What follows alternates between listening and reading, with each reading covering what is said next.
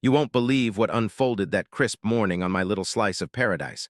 A 5-acre plot I'd bought 5 years ago with dreams of self-sufficiency after a decade of grinding 60-hour weeks in tech. There I was, collecting water from my well, crystal clear and flowing strong. When this HOA Karen stormed onto my farm, her business suit pristine, heels sinking into the dirt, pointing and screaming that my perfectly legal well was unauthorized. She demanded I shut it down right then or face thousands in fines, her clipboard shaking with every word. I stood there in my work boots and flannel, hose in hand, trying to process the audacity of this woman who hadn't even introduced herself, let alone shown any credentials. What happened next turned her power trip into a lesson she'll never forget. And if you're a homeowner, this story might just save your property rights one day. It all started with a dream. After years of burnout, I wanted a sustainable life for my family, a place where my kids could grow up free from the grind I'd known. 3 years into that dream, a brutal drought hit our region, 3 years of scant rainfall that doubled, then tripled, neighbors' water bills. Mrs. Johnson, next door on a fixed retirement income, had to pick between her meds and her garden. Young families cut essentials to keep the taps running. That's when I dug into the land's history and struck gold, or rather water. Turns out my grandfather was a genius when he snagged this property decades ago. It sits atop a pristine natural aquifer, and his original water rights from 1958 were never revoked. I sank $7,500 from our emergency fund into a professional well installation, dotting every I and crossing every T. County permits, environmental assessments, depth certifications, water quality tests for my kids' safety. The day that water first flowed, cold and pure, was one of my proudest. My family's future secured, independent of skyrocketing utility rates. Little did I know that triumph was the calm before a storm. It started subtly, unfamiliar cars creeping past my place, slow enough to make me wonder. I brushed it off, maybe folks admiring the upgrades I'd made to the old homestead. Then Bob from down the street dropped by with a warning. "Watch yourself, Tom." The HOA's been doing special inspections, targeting anyone improving their property without their nod. The next morning, an anonymous letter appeared in my mailbox, HOA letterhead but no signature, claiming all water collection systems require pre-approval. Funny thing, my well isn't a collection system. It taps groundwater rights older than the HOA itself. That evening, my security cameras caught someone snapping photos of the well from the road. No trespassing yet, just eerie surveillance. Something was off, and my gut screamed trouble. A week later, an emergency HOA meeting notice hit everyone's inbox. Water usage regulations and enforcement. The timing was too perfect. I spent that night organizing every scrap of proof, permits, water rights docs, county approvals, knowing I'd need an arsenal soon. The confrontation came faster than I'd braced for. 7 a.m., doorbell shrieking, and there she stood, clipboard in hand, face twisted like she'd already won. "Mr. Johnson, I'm here about multiple violations," she snapped. No hello, no badge, just hostility. I tried civility. "Good morning, mind identifying yourself?" She huffed. "I'm with the Homeowners Association, that's all you need to know," dodging my question about her role. Then she barged past me toward my backyard, zeroing in on the well like it had personally offended her. "This unauthorized structure needs to be removed immediately," she declared, scribbling furiously. That's when I knew this wasn't just about water, this was war. That morning, as Karen stood in my backyard, her designer suit a stark contrast to the wildflowers I'd planted around my well, I kept my cool despite her escalating tirade. "Ma'am, this is a properly permitted well. I have all the documentation," I said, stepping toward the house to grab my permit folder. She cut me off, voice sharp. "Groundwater is community property. HOA bylaws clearly state all water usage must be approved and metered." I retrieved the folder anyway, flipping it open on the patio table. "Actually, my property has grandfathered water rights from 1958. The county fully approved this installation. See for yourself." Her face flushed red, eyes darting over the papers like she could will them invalid. "Those rights were surrendered when you joined the HOA," she snapped, but I shook my head. "That's incorrect.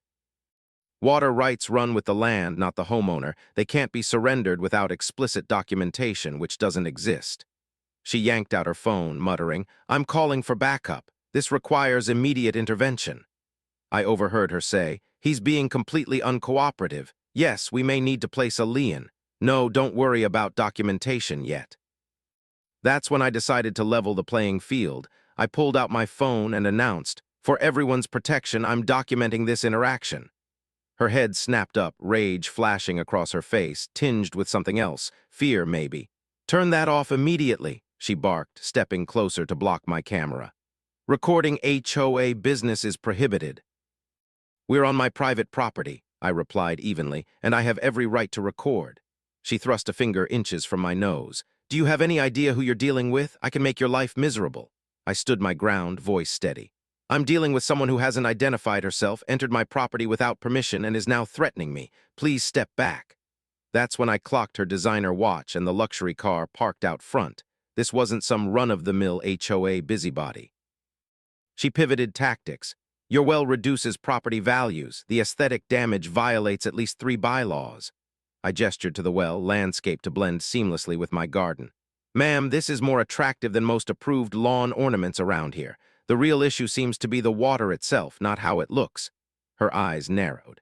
The HOA has contracts with approved water suppliers. Your independent source undermines those relationships. Now it clicked money, not aesthetics, was driving this. Which suppliers specifically? I pressed.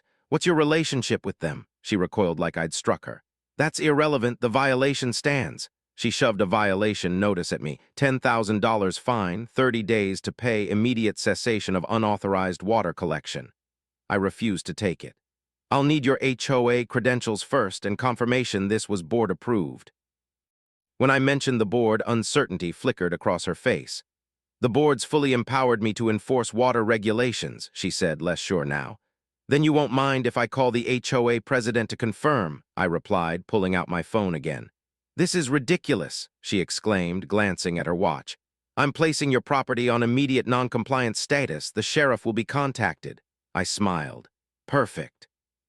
Let's get law enforcement involved. I'm sure they'll be interested in these threats and your refusal to identify properly. 20 minutes later, a black SUV rolled up, 2 men in business casual stepping out, looking uneasy. This is Mr. Peterson and Mr. Walsh from the HOA board, Karen announced, triumphant. I nodded.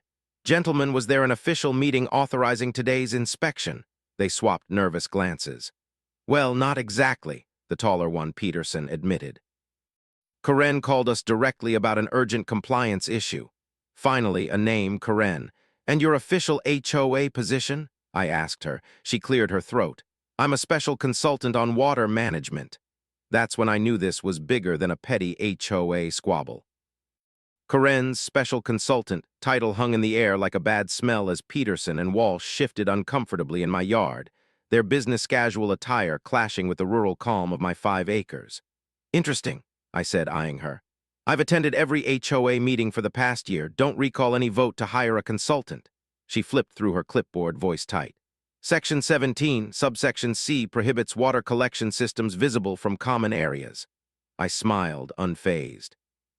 My well isn't visible from any common area, and Section 17 covers rainwater collection, not groundwater access. Peterson and Walsh blinked, clearly out of their depth, as Karen stammered, the aesthetic impact still violates community standards. Just then Jim, my retired attorney neighbor, strolled over, his timing impeccable.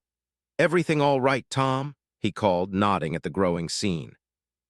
These folks from the HOA have concerns about my well, I explained, though I'm still waiting on specific violations. Jim grinned. Fascinating. I've been reviewing the bylaws lately, don't recall anything banning permitted wells. Karen, flustered, made a beeline for my well house. I need to inspect the pumping equipment. I stepped in front of her. Ma'am, that's private property. You can't enter without permission, which I'm not granting. She grabbed the handle anyway. HOA reps have inspection rights for exterior structures, Jim interjected, not without 48 hours written notice, Article 8, Section 3. I pulled out my phone. I'm calling the County Water Authority to verify my permits. Feel free to stick around for official clarification. As I dialed, neighbors started trickling in, Mrs. Rodriguez with her cane, the Thompsons from across the street, even reclusive Mr. Abernathy watching from his driveway. Karen's composure cracked as her audience grew. What she'd planned as a quick intimidation was turning into a spectacle. The Water Authority promised someone ASAP, and Karen's face fell. She knew her bluff was on borrowed time. The HOA has final authority over all property modifications, she shouted, more for the crowd than me. This well undermines our water conservation efforts, Jim countered smoothly. Conservation encourages reducing municipal water use. A private well with historical rights supports that. Murmurs of agreement rippled through the gathering, more neighbors arriving, drawn by the commotion. 30 minutes later, a county water resources truck rolled up and Susan Martinez stepped out, clipboard in hand. I understand there's a dispute about water rights, she said, introducing herself. Karen pounced. This property owner installed an unauthorized water extraction system violating HOA regulations. Susan reviewed my permits methodically. Everything's in order. These water rights predate your HOA by decades. The installation meets all county requirements. Karen's frustration boiled over. But our community water plan prohibits. She stopped herself, blurting, "What about the rate increases?" Susan raised an eyebrow. Rate increases. What do community water rates have to do with a private well? Melissa, my neighbor's college-aged daughter, gasped. Wait, I recognize you. You were on that news segment about private water corporation. Karen went pale as neighbors whipped out phones, searching. Here she is, Mr. Peterson, unrelated to the HOA guy, yelled. Karen Westfield, Regional Acquisition Director for Private Water Corp. Article says they're taking over community water systems. Panic flashed across Karen's face. She lunged at Peterson's phone. Let me see that. You can't. He backed off, holding it high. Is she trying to grab my property? Everyone saw that, right? The HOA duo looked baffled. You work for private water, the treasurer Walsh asked. You told us you were an independent consultant, Karen unraveled. This is ridiculous. I'm calling the sheriff to clear this illegal gathering. I grinned, phone already in hand. Actually, I already did. They'll be here any minute. Right on cue, a sheriff's cruiser rolled up, lights flashing. Perfect timing, I said, unable to hide my satisfaction. Now we can sort this out officially. Karen's game was up, and she knew it. The sheriff's cruiser pulled up just as Karen's face drained of color, her designer suit suddenly looking less like armor and more like a costume in the morning light.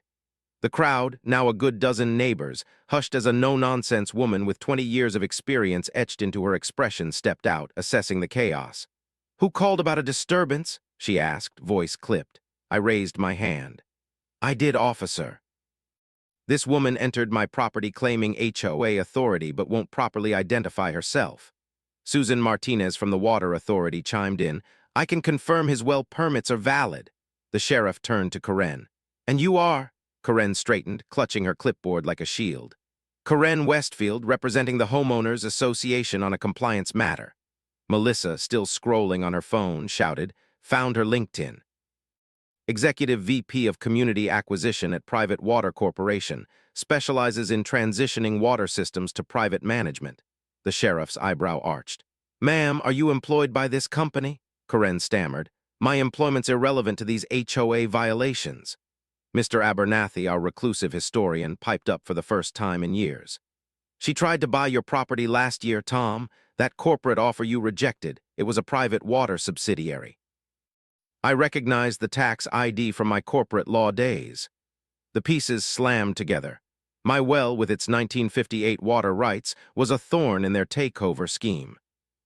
The HOA treasurer Walsh scrolled his phone, bewildered. There's nothing in our records about hearing a water consultant. Our president never authorized this. Jim, my attorney neighbor, dropped a bombshell after a quick call. Spoke to a colleague at the State Utilities Commission. Private water bid last month to take over our water supply, control all access, raise rates unchecked. Existing wells like Tom's devalue their investment. Karen's rage erupted. You have no idea what you're talking about. This is routine compliance. A young neighbor waved his tablet. Remember last month's HOA email leak? I saved it. Here's one from Karen's corporate account. Strategy for neutralizing non-compliant water access points. Plans to use HOA rules to shut down wells before the acquisition went public. The crowd gasped. Karen lunged for the tablet. That's corporate property. You can't. The sheriff blocked her. Don't make this worse, ma'am. Her facade shattered. You people don't get it. Water rights are worth a fortune. This backward community's sitting on liquid gold and you're too stupid to capitalize. The neighbors froze, her true motives laid bare. The sheriff stayed calm. Ms. Westfield, step aside with me. As they moved to the cruiser, Susan approached. Sir, want to press trespassing charges. Before I could answer, the treasurer shouted, "Found a draft proposal in HOA emails. Private Water planned a 320% rate hike over 5 years once they took control." Mrs. Rodriguez gasped. "My Social Security couldn't handle that." A car with an HOA logo pulled up, and Dave Miller, our actual president, stepped out baffled. "What's happening? I got 6 emergency calls." The sheriff briefed him. Dave's face hardened as he faced Karen. "The HOA never authorized you. Private Water's bid was rejected last month as exploitative. You misrepresented us." Karen scoffed. "Your rejection was just step 1 in negotiations. This is business." Dave shot back. "Threatening homeowners and falsifying violations isn't business, it's fraud." The sheriff addressed us. "Here's the deal. The homeowner can press criminal trespassing charges. The HOA can pursue civil action for misrepresentation." I looked at my neighbors, seniors, young families, retirees, and saw the stakes. "I'll press charges," I said, "not for revenge, but to document this." Karen hissed as she was escorted to the cruiser. "You don't know who you're dealing with." I replied, "Actually, we all do now." The crowd erupted in spontaneous applause as she was driven off. Her intimidation had backfired spectacularly. As Karen's silhouette faded in the sheriff's cruiser, my lawn transformed into a buzzing hub, neighbors clustering, their shock turning to resolve. What started as her storming my property had ignited something unstoppable. 3 homeowners stepped forward, voices trembling but firm, recounting similar run-ins. Intimidation over rain barrels, threats about garden irrigation, all tied to this consultant no one had voted for. Dave, our HOA president, faced the growing crowd, his confusion hardening into action. "I propose an emergency HOA meeting tonight," he declared. "We need to document this corporate infiltration and protect our water rights." The vote was a unanimous roar of agreement, hands shooting up like a forest of defiance. As Karen watched from the cruiser's window, our scattered community morphed into a united front against her water-grabbing scheme. By evening, the community center was a sardine can, every chair taken, walls lined with standing residents, the biggest turnout in our neighborhood's history. Dave kicked things off, recapping the day's drama for latecomers. Karen's deception, Private Water's rate hike plot, the email leak laying bare their strategy. Gasps punctuated the air as he revealed that 320% increase, numbers that could bankrupt folks like Mrs. Rodriguez. "First order of business," he said, "a bylaw amendment explicitly protecting private water rights." The sea of raised hands was unbroken, not a single dissent. "Second, an oversight committee for utility negotiations, no more backroom deals." Another unanimous wave, and Mrs. Chen, a retired corporate auditor, volunteered to lead it. "I know how these companies tick," she said, her tone steel. Then the bombshells dropped. The treasurer, after a frantic afternoon digging through records, stood grim-faced. 3 board members had undisclosed ties to utility companies. All vendor contracts from the last 2 years need review. Murmurs of betrayal rippled through the room. Dave, jaw tight, pledged transparency. "I'm resigning as president, not because I'm guilty, but for a clean slate. I nominate Jim as interim president while we restructure." Crowd clapped him out, Jim stepping up with a nod, promising openness. What happened next was pure magic. My ordeal turned into an impromptu education fest. I invited everyone to my place the next weekend to learn about water rights and sustainable use. 2 retired civil engineers offered free water system checks for seniors, and a local environmental attorney pledged pro bono help with rights documentation. As we wrapped up, someone yelled, "Channel 7 News van," outside. A reporter had sniffed out our David versus Goliath tale, corporate overreach versus a scrappy neighborhood. Instead of dodging, we welcomed them. "We've got nothing to hide," Jim said, "unlike private water." The camera rolled as neighbors spilled their stories, the takeover threat, the rate hikes, our unified stand. The reporters zeroed in on me. "How's it feel to spark this movement?" I shook my head. "I didn't spark it, the community was always strong. We just needed a nudge to see what we can do together." By the time the meeting ended, we weren't just neighbors anymore. We were allies in a fight bigger than any one house. Karen's divide-and-conquer play had backfired, welding us tighter than ever. The ripples spread fast. 3 days later, County Commissioner Garcia called. "Mr. Johnson, your situation exposed a gap in water rights protection. I'm proposing emergency legislation to shield historical rights from corporate grabs." I was floored. One confrontation by my well was reshaping county policy. The news piece aired that night, sparking copycat movements. Within 2 weeks, 3 nearby HOAs adopted our transparency bylaws, demanding full disclosure on utility deals. Wall Street noticed too. Private Water's stock tanked 17% after a big firm downgraded them, citing aggressive tactics and reputational risks. Corinne's scheme hadn't just failed. It had lit a fire she couldn't put out. The fallout from that showdown by my well kept rippling outward, like a stone tossed into a still pond. Only this pond stretched across the county and beyond. Commissioner Garcia's call about emergency legislation wasn't just talk. Within days, drafts were circulating, aiming to lock down historical water rights against corporate poaching, all because my little stand had shone a spotlight on the loophole. The Channel 7 piece hit the airwaves and lit a fuse. 3 nearby HOAs cribbed our bylaws word for word within 2 weeks, mandating transparency on utility deals and conflict of interest disclosures. Wall Street caught wind, and Private Water's stock took a 17% nosedive after a major firm slashed their rating, slamming their aggressive acquisition tactics as a liability. But the real jaw-dropper came from the county archivist, a quiet guy inspired by our story to dig into old records. He found our region sat atop an aquifer with blanket water rights protections from 1896, never superseded, potentially voiding dozens of exclusive water contracts. "Your grandfather knew what he was doing," he told me, showing me the deed transfer. "These rights were preserved on purpose." I stared at the yellowed paper, stunned that a choice made over a century ago was now a shield for us all. Our state rep reached out next, asking me to testify for a Homeowner Water Rights Protection Act, statewide rules to stop HOAs from choking personal water access. One woman's tantrum by my well was rewriting the game. Private Water blinked first, scrapping their acquisition push in our county with a mealy-mouthed statement about reassessing community engagement. Meanwhile, my modest well, born from a $7,500 investment and a drought-driven dream, morphed into a poster child for sustainability. The county environmental office called, asking to feature it in their conservation program, touting how responsibly used private wells ease municipal strain during droughts. I agreed, still wrapping my head around how a practical fix for my family had turned into a model. The sweetest twist came via a leaked private water memo. They were scrambling for emergency reputation recovery after the fiasco, and Corinne Westfield got shipped off to their corporate HQ, far from acquisition duties. "Sometimes one person standing firm exposes a skewed system," Garcia told me during a follow-up call. "Your well didn't just give water, it sparked a watershed moment for rights in this region." He wasn't kidding. My front yard fight had flipped from a personal hassle to a public reckoning, and I couldn't shake the what-ifs. If I hadn't kept those permits, if neighbors hadn't rallied, if Corinne's real gig hadn't slipped out, we might have lost more than water independence. The lesson hit hard. Knowing your rights isn't optional, it's everything. Back home, the vibe shifted fast.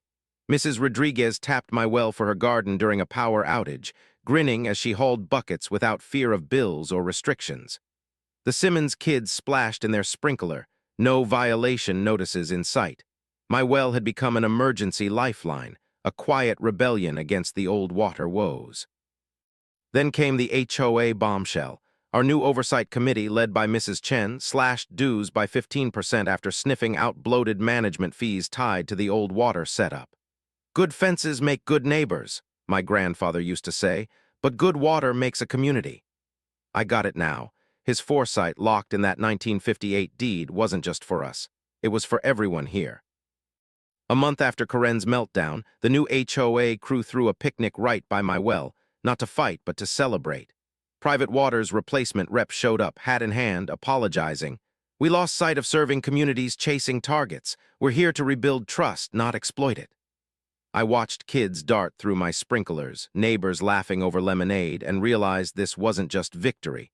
It was a new beginning. That picnic by my well marked a turning point, the sun glinting off the bronze plaque my daughter had insisted we cast. "Johnson Family Water Rights, established 1958. She painted the original sign by hand, and I'd had it made permanent, a nod to my grandfather's wisdom now guarding a third generation. Private Water's rep stood there, awkward in her pressed slacks, offering her apology to a crowd that listened but didn't forget. "We're committed to rebuilding trust," she said, voice tight. "Not taking advantage." Neighbors nodded, sipping lemonade, but the real proof was in the air. Kids racing through my sprinklers, free from the old threats of fines, and Mrs. Rodriguez tending her tomatoes with water I'd shared, her smile brighter than it had been in years. That morning I'd gotten word from the county. Tests confirmed my well's water was some of the purest around, filtered through limestone into a mineral-rich balance experts called exceptional. It wasn't just a resource anymore. It was a gift, one I'd fought to keep and now shared with a community waking up to its own strength. The HOA's 15% dues cut, thanks to Mrs. Chen's committee axing shady fees, felt like a cherry on top, proof we'd clawed back more than just water rights. The ripples kept spreading, too big to ignore. The state attorney general's office sent a certified letter the next day, announcing a formal probe into private water's acquisition tricks, sparked by our neighborhood's evidence, from that leaked email to Corinne's own words. Her corporate shortcuts were now a statewide headache, and I couldn't help but grin imagining her squirming in some distant office. Commissioner Garcia's legislation gained traction, with my testimony scheduled for the Homeowner Water Rights Protection Act. My 5 acres suddenly a linchpin in a fight to shield personal water access across the state. The county archivist's 1896 find had already upended contracts, and 3 nearby HOAs were now mini-rebellions, their bylaws mirroring ours down to the last comma. Private water's stock was still reeling, analysts muttering about reputational risks, while our story, dubbed Wellgate by a cheeky reporter, kept drawing eyes. The county environmental office rolled out their conservation feature, my well front and center, and I started getting calls from folks wanting to replicate it. "How'd you do it?"